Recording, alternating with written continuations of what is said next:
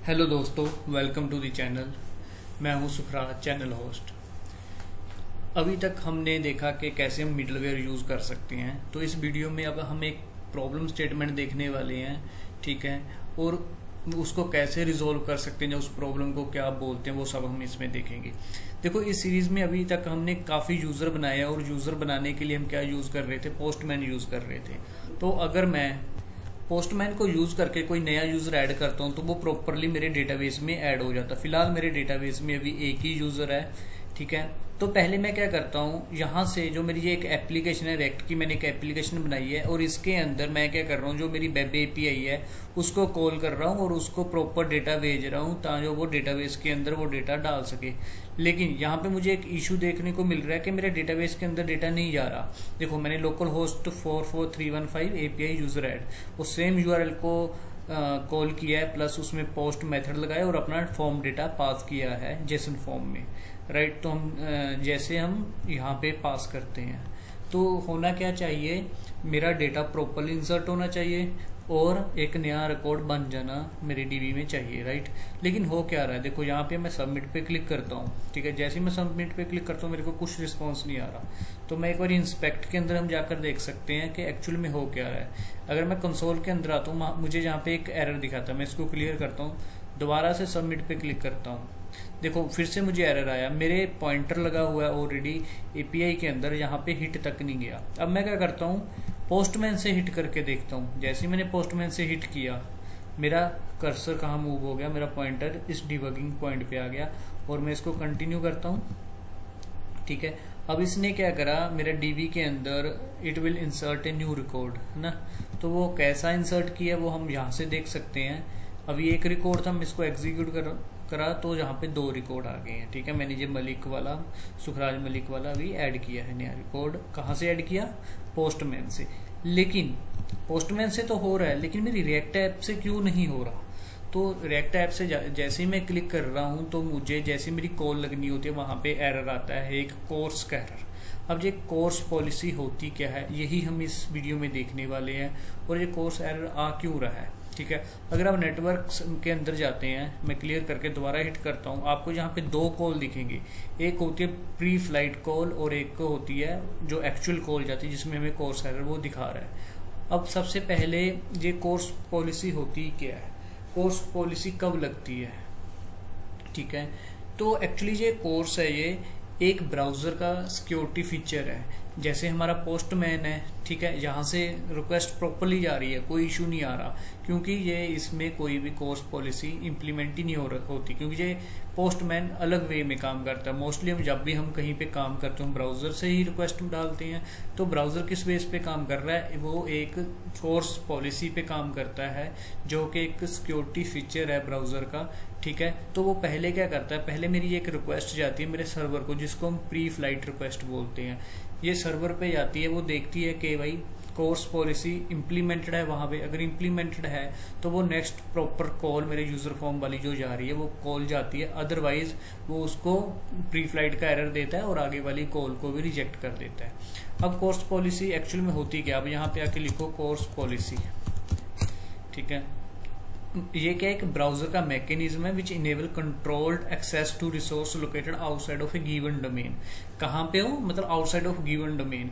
अब CORS policy implement कहाँ पे होती है, ऐसा तो है नहीं हर जगह कोर्स पॉलिसी हो कहाँ। तो इंप्लीमेंट क्या होती है, देखो, जब हमारी ये एप्लीकेशन है, जो ये लोकल होस्ट लिखा है, ये एक डोमेन है और उसके आगे ये पोर्ट नंबर है, ठीक है, और इसमें सब डोमेन भी हो सकता है। जब मैं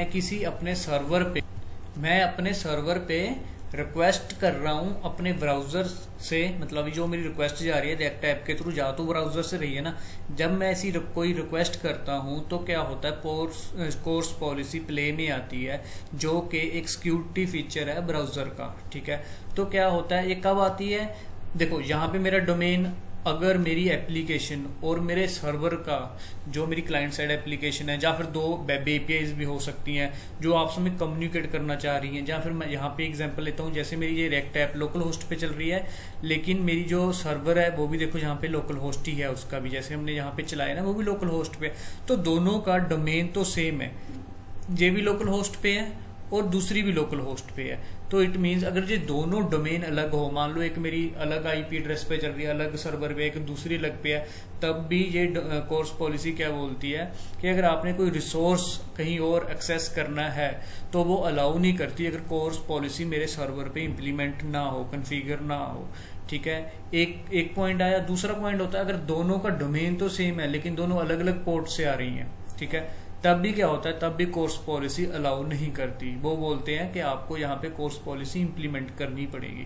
थर्ड होता है अगर आप कोई सब डोमेन यूज कर रहे हो तब भी वो अलाउ नहीं करता कि आप जाओ और वहां पे रिक्वेस्ट मारो। तो आप यहाँ पे लिख के देख सकते हो कोर्स पॉलिसी। देखो मैंने यहाँ पे लिखा course policy come in play when domain something लिखा, तो उसने प्रॉपर मुझे दे दिया कोर्स पॉलिसी कब लगती है, कब प्ले में आती है, जब आपका डोमेन अलग हो, सब डोमेन अलग हो, पोर्ट अलग हो, इवन प्रोटोकॉल्स भी अगर आपके अलग अलग हैं तब भी कोर्स पॉलिसी प्ले में आती है। तो अब यहाँ पे ऐसा समझ लो कि ब्राउजर क्या करता है, कभी भी एक जगह से दूसरी जगह रिक्वेस्ट लगाता है सर्वर पे। अब मेरे क्लाइंट से सर्वर पे रिक्वेस्ट जा रही है तो चेक कर रहा है उसका डोमेन सेम है, ओके, क्या उसका सब डोमेन भी सेम है, ओके, क्या उसका पोर्ट नंबर सेम है, ओके, अगर सब कुछ सेम है देन इट्स फाइन। अदरवाइज अगर कोई भी एक चीज अलग है वो बोलता है कि आपको अपनी वेब एपीआई के अंदर कोर्स पॉलिसी कॉन्फ़िगर करनी पड़ेगी, अदरवाइज प्री फ्लाइट होती है जो फेल हो जाती है।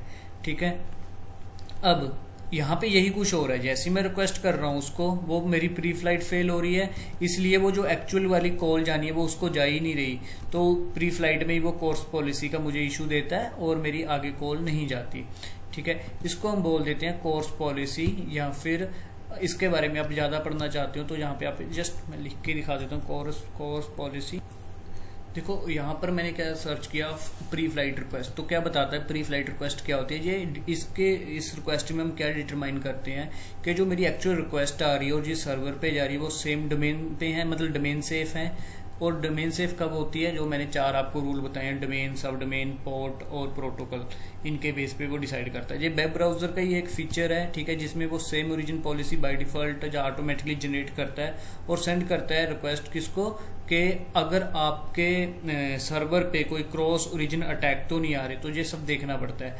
ठीक है, अब ये तो आपने जस्ट एक इशू देखा, अब इसको रिजोल्व कैसे करते हैं। जैसे हम इसको रिजोल्व करने वाला कोड लगाएंगे तो आपको इसकी अंडरस्टैंडिंग और भी अच्छी तरह आएंगी। फिलहाल आप ये सोच लो, ये मान लो कि जब भी आप किसी सर्वर पे रिक्वेस्ट भेजते हो तो वहां पे अगर कोर्स पॉलिसी इंप्लीमेंटेड नहीं है और वो उनमें सब डोमेन, पोर्ट या प्रोटोकॉल अलग है तो आप कनेक्ट नहीं कर सकते। आपको जो ब्राउजर का ही फीचर है वो अलाउ नहीं करता।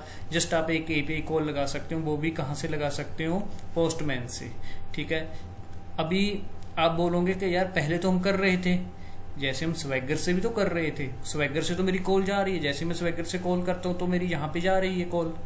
लेकिन अब यहाँ पे देखो, जैसे स्वैगर से कॉल करता हूँ, same domain, same port, same सब डोमेन, सेम प्रोटोकॉल, तो मेरी कॉल जा रही है सर्वर के पास, क्योंकि यहाँ पे मुझे मेरे जो ये एप्लीकेशन है ये कहाँ पे डिप्लॉय हुई है और उसका सर्वर, डोमेन, पोर्ट यही तो है सब कुछ। अगर सेम ही है तो उसके पे कोर्स पॉलिसी इंप्लीमेंट ही नहीं हो रही। वो बोलता है कि ठीक है सेम यूजर है, जिसकी एप्लीकेशन है वही यूज करना चाहता है, वो अलाउ कर देता है। अब हम नेक्स्ट वीडियो में देखेंगे कि हम अपनी वेब एपीआई के अंदर कोर्स पॉलिसी कैसे इनेबल कर सकते हैं। ठीक है, तो इस वीडियो में इतना ही दोस्तों, नेक्स्ट वीडियो में देखते हैं कोर्स पॉलिसी कैसे इंप्लीमेंट करें।